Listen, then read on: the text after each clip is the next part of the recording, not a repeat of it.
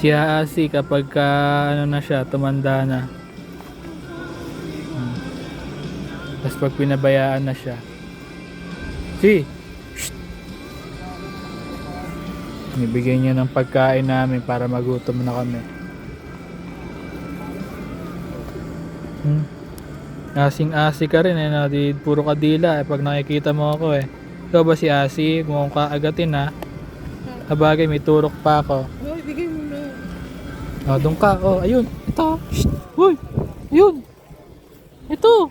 Sabi ko kasi abot mo sa kanya eh.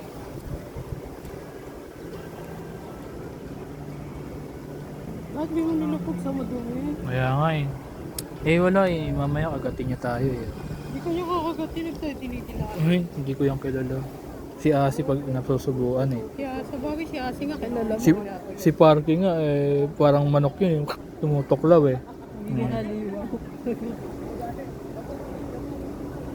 Ito yung siya nakatira. Ayun no, minsan nandiyan siya sa taas. Wala na, guys. Wala na, sige na. Uwian na. Wala na. Labas mo na lahat ng pagkain mo dyan. Tumayo ka na. Hugas akong kamay, wait lang. Kasi nawakan niya ako. Hugas eh. pa naman.